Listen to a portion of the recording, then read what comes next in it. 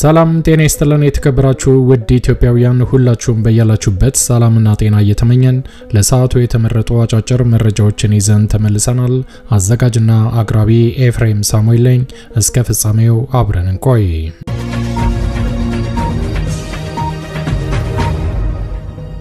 ክቡራን አድማጮች እንደተለመደው ይሄ መረጃ ለፍትህ፣ ለዲሞክራሲ፣ ለእኩልነት ለሚታገሉ ንጹሃን ወገኖቻችን በአጠቃላይ ድምጽ ለመሆን ስለሚረዳ ወዳጆቼ ላይክ በማድረግ እንድትጀምሩ ስል በትህትና ለማስታወስ እወዳለሁ።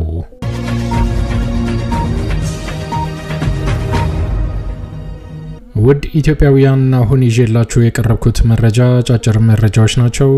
የመጀመሪያው መረጃ በአማራ ክልል አብይ አህመድ ያሰማራው በርካታ ወታደር በተለይ በወሎና በጎንደር አካባቢ እስከዛሬ አይቶት በማያውቀው ሁኔታ የአማራ ፋኖ በጥምረት በሚያደርገው ጠንካራ እንቅስቃሴ ከፍተኛ ድል እየተመዘገበ አብይ አህመድ ያሰማራው ወታደር ከፍተኛ ኪሳራ እያስተናገደ ቀጥሏል። ዛሬ መጋቢት 3 ቀን 2017 ዓ.ም አብይ አህመድ ሽንፈት ካስተናገደባቸውና ከፍተኛ ኪሳራ ከተቀበለባቸው ግንባሮች መካከል የተወሰኑትን እንመለከታለን። እስከ ፍጻሜው ከቆያችሁ ታዳምጣላችሁ። መልካም ቆይታ።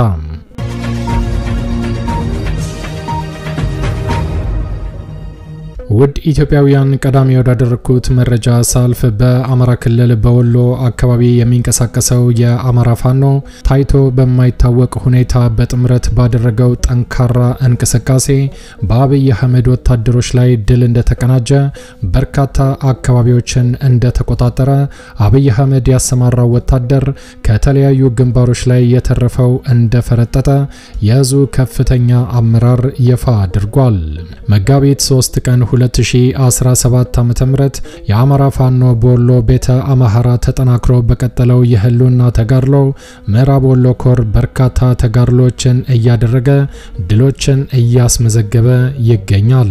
ምዕራብ ወሎ ኮር መብረቅ ክፍለ ጦር አሳምኖ ብርጌድ ወራሪው ዘራፊውና ንጹሃን ገበሬ ገዳዩ የአብይ አህመድ ዙፋን ጠባቂ ወታደሮችን ዛሬ መጋቢት 3 ቀን 2017 ዓ.ም በወግዲ ወረዳ የሚገኙ የፋኖ ታጣቂዎችን ለማጥቃትና ለመደምሰስ በማሰብ ከፍተኛ ቁጥር ያለው ወታደሮቹን ከየወረዳዎቹ ሰብስበው በወግዲ ወረዳ ላይ ዘመቻ አስቦ ነበር።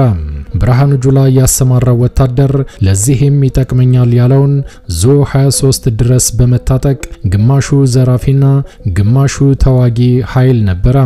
በዚህም መሰረት በማካፍታ ሰኮሩ 7 መኪና ጦር ሰራዊቱን በጎረንጃ 13 መኪና ጦር ሰራዊት ጭኖ ሌሊቱን ጀምሮ ቢንቀሳቀስም አይበገሬዎቹ የአማራ ፋኖ በወሎ ከፍተኛ የሆነ ትንቅንቅ ሲያደርጉ ውለዋልም ተብሏል። በዚህ ጠንካራና ሰፊ እንደሆነ በተነገረው አውደ ውጊያ የብልጽግናው ዙፋን ጠባቂ ወታደር በተደረገው ከፍተኛ ውጊያ በርካታ ሙትና ቁስለኛ እንዲታቀፍ ተደርጓልም ብለዋል። በዛሬው አውደ ውጊያ ከጠላት ጋር ፊት ለፊት በኢንፎርቲ ጠላትን በጨበጣ ቦምብ ድረስ በመጣል ጠላትን በደንብ እንደደቆሱትም የዙ ከፍተኛ አመራር አረጋግጧል። በዚህም የተናደደውና ዓላማ ቀርጾ የተነሳው የብርሃኑ ጁላ ወታደር ገበሬን በመግደልና የገበሬውን ንብረት መዝረፍም ስለሆነ ተዋጊው ከፋኖ ጋር ሲሟሟት ዘራፊው ደግሞ 4 በሬዎችን ገሎ በአካባቢው የሚገኘውን የገበሬዎችን ጤፍም በዘራፊው ቡድን እየሰበሰበ ከ70 ኩንታል በላይ እንደዘረፈም አረጋግጠዋል። በዚህ ዘረፋ ትምህርት ቤቶችና ትናንሽ ሱቆች ሳይቀሩ በፋሽስቱ መንግስት ዙፋን ጠባቂ ወታደር እንዳልነበሩ ሆነዋል በማለትም የዙ ከፍተኛ አመራር ይፋ አድርጓል።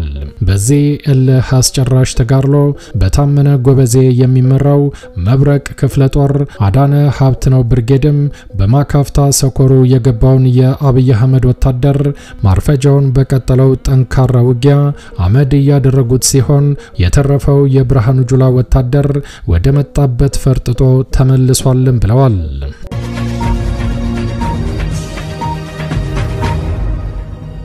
በሌላ መረጃ ደግሞ አሁን ከመሸ ጊራና፣ ወረባቦ፣ ቃሊም፣ ሲልኮ፣ ገንፎ ጨፌ፣ ውርጌሳ በአማራ ፋኖ ቤተ አማራ የፋኖ ኃይል በቁጥጥር ስር ገብተዋል። ቀን ላይ በተደረገው ከፍተኛ ውጊያ የአገዛዙን ወታደራዊ ካምፕ በመቆጣጠር ስሪንቃ ከተማን መቆጣጠራቸው ተረጋግጧል። በዚህም መሰረት በፋኖ ጠንካራ እርምጃ ክፉኛ መደናገጥ ውስጥ የገባው የአብይ አህመድ አገዛዝ ሰሜን ወሎ ዞን ወልዲያ ከተማ በፋኖ እጅ ሊገባ ይችላል በሚል ሰራዊቱን ወልዲያ ከተማ ሰብስቦ ከተማዋን እንዳጠረም ተረጋግጧል። ዛሬ በአማራ ፋኖ በወሎ በተሰራው ጠንካራ እርምጃ በርካታ ቦታዎች የአብይ አህመድ ወታደር ለቆ እንዲፈረጥጥ የተደረገ ሲሆን ይሄም ታይቶ በማይታወቅ ሁኔታ የፋኖ እንቅስቃሴ ተጠናክሮ መቀጠሉን ያረጋግጣል ሲል እዙ በሰጠው መግለጫ ይፋ አድርጓል።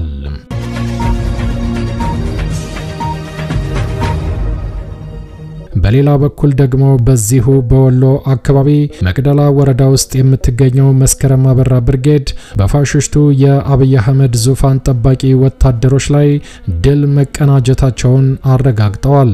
በደቡብ ወሎ ዞን መቅደላ ወረዳ የሚንቀሳቀሰው የአማራ ፋኖ በወሎ ምዕራብ ወሎ ኮር አማራ ሳይንት መቅደላ ክፍለ ጦር መስከረም አበራ ብርጌድ ትላንት መጋቢት 2 ቀን 2017 ዓ.ም አመሻሹን ጀምሮ በሰራው ድንገተኛ ኦፕሬሽን በጠላት ላይ ከፍተኛ ሰብአዊና ቁሳዊ ኪሳራ ማድረሱን ዛሬ በሰጠው ማብራሪያ ይፋ አድርጓል። በተመሳሳይ በምሽቱ ኦፕሬሽን አብይ አህመድ ያሰማራው ጥምር ጦር ሰራዊት ከምሽጎቹ ተነቅሎ የተመታው ተመቶ ቀሪው እዚህ ገባ በዛ ወጣ ሳይባል ድምጹን እንዳጠፋ ነው ብርጌዱ በሰጠው መግለጫ ያሳወቀው። ራሱን የሀገር መከላከያ ሰራዊት ብሎ የሚጠራው ኃይል የፋኖን ጠንካራ እርምጃ መቋቋም ሲያቅተው የንጹሃን ሀብትና ንብረትን ዘርፏል፣ አውድሟል በማለትም ይፋ አድርገዋል። የአማራ ፋኖ በወሎ ምዕራብ ወሎ ኮር አማራ ሳይንት መቅደላ ክፍለ ጦር መስከረም አበራ ብርጌድ በምሽት በሰራው ኦፕሬሽን እስካሁን የተረጋገጠ ከ8 በላይ የጠላት ኃይል መደምሰሱን የክፍለ ጦሩ ህዝብ ግንኙነት ኃላፊ ፋኖ ኢዮብ አሸናፊ በሰጠን ማብራሪያ ይፋ አድርጓል። በዚህ ጠንካራ ተጋድሎ ጠላት ኃይሉ ክፉኛ መመታቱን ተከትሎ 4 ንጹሃንን ረሽኗል ሲልም ይፋ አድርጓል። በአገዛዙ ዙፋን ጠባቂ ወታደር የተዘረፈው የንጹሃን ሀብትና ንብረት በርካታ እንደሆነም የዓይን እማኞች ምስክርነት ሰጥተዋል። የመስከረም አበራ ብርጌድ ዋና አዛዥ ፋኖ አስማማው ሙልጌታ እንደገለጸው ይሄ ጠንካራ ኦፕሬሽን የጠላትን ኃይል ለማሳሳት ተተኳሽ እንዲሁም ትጥቅ ለመቀበል የውጊያ እቅዱን ለማበላሸት ተረጋግቶ እንዳይቀመጥ እረፍት በመንሳት ተሰላሽቶ እንዲበተን እድለኛው እጁን እንዲሰጥ ለማድረግ ስለነበር ኦፕሬሽኑ በስኬት ተጠናቋል በማለትም የምስራች ሲል ገልጾታል። በቀጣይ መዳረሻው ድልና ነጻነት የሆነው የአማራ ህዝብ የህልውና ተጋድሎ ተጠናክሮ ይቀጥላልም ብለዋል። ህልውናችን በተባበረ ክንዳችን የአማራ ፋኖ በወሎ ቤተ አማራ መጋቢት 3 ቀን 2017 ዓ.ም ድልን በተመለከተ የተሰጠ መግለጫ።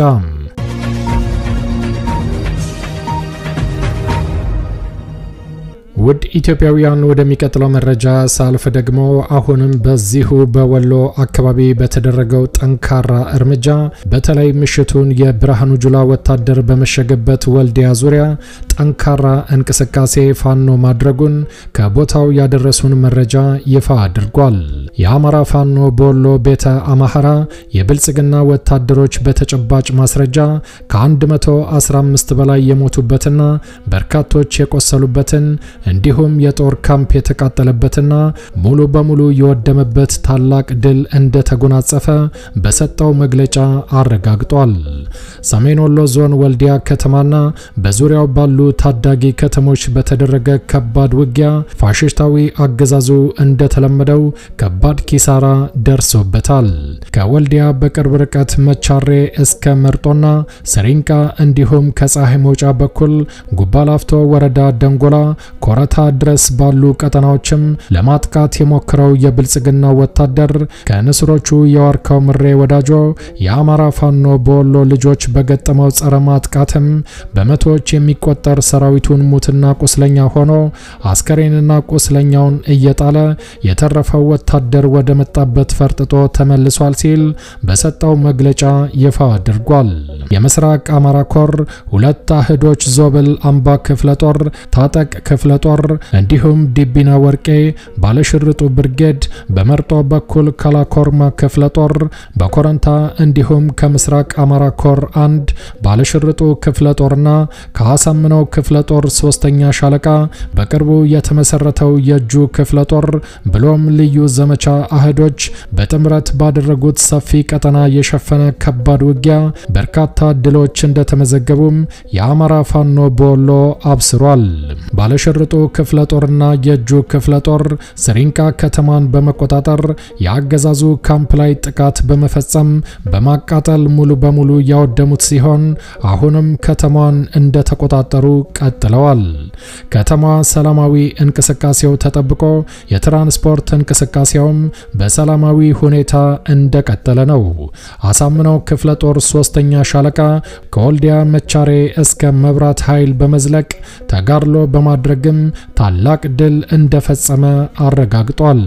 በዚህ ጠንካራ ተጋድሎ በዞብል አምባ ክፍለ ጦር በኩል 43 ክላሽ፣ 1 ብሬን፣ 1 ስናይፐር ከ7500 በላይ የብሬን ተተኳሾችን በተጨማሪም ከ10000 በላይ የክላሽ ተተኳሾች እንዲሁም በርካታ ቦምብና የወገብ ትጥቅ መማረክ እንደተቻለ የእዙ ከፍተኛ አመራር ይፋ አድርጓል። በዚህ አካባቢ በተደረገው ጠንካራ ውጊያ በአንድ ግንባር ብቻ ከ10 ያላነሱ የብርሃኑ ጁላ ወታደሮችም እጃቸውን እንደሰጡ ይፋ አድርጓል። በተጨማሪም ቆስለው የተማረኩ የዙፋን ጠባቂ አባላቱም በፋኖ እየታከሙ ይገኛል ብሏል። ይህንን የፋኖ ጠንካራ እርምጃ አገዛዙ መቋቋም አቅቶትም ከመርጦ ወደ ጥቁር አስፓልት በመሸሽ ላይ እያለ መርጦ ሚካኤል አካባቢ አንድ ቤት ውስጥ ያሉ ንጹሃን ወገኖቻችን ላይ የቦምብ ጥቃት በመፈጸም 4 ገሎ 3 አቁስሎ የተለመደውን ግፉን ፈጽሞ ፈርጥቷል ሲል የአማራ ፋኖ በወሎ ይፋ አድርጓል። በመጨረሻም በወሎ አካባቢ አገዛዙ በተወሰደበት ጠንካራ የተባበረ እርምጃ የተረፉ ወታደሮችና የጦር መሳሪያዎችን በወልዲያ ከተማ አስገብቶ ዙሪያውን አጥሮ እንዲቀመጥ አድርገናልም ብለዋል። በቀጣይም በቀጠናው የሚንቀሳቀሰው የአማራ ፋኖ በአጠቃላይ ትኩረቱን ወደ ወልዲያ ከተማ እንደሚያደርግ ነው የአማራ ፋኖ በወሎ ቤተ አማራ መጋቢት 3 ቀን 2017 ዓ.ም የተገኘውን ድል በተመለከተ በሰጠው መግለጫ ያረጋገጠው።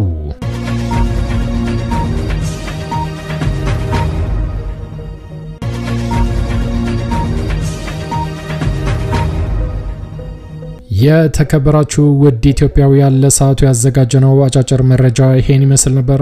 እንደወትሮው ለማስታወስ እንወዳለን ለቻናሉ አዲስ ከሆናችሁ ሰብስክራይብ በማድረግ የደወል ምልክቷን በመጫን ፈጣንና ታማኝ መረጃዎችን መከታተል ይችላሉ። አዘጋጅና አቅራቢ ኤፍሬም ሳሙኤል ነበርኩ። በሌላ አጫጭር መረጃዎች እስከምንገናኝ ቸር ያሰማን። ኢትዮጵያ ለዘላለም ትኖር። ዘረኝነት ይውደም።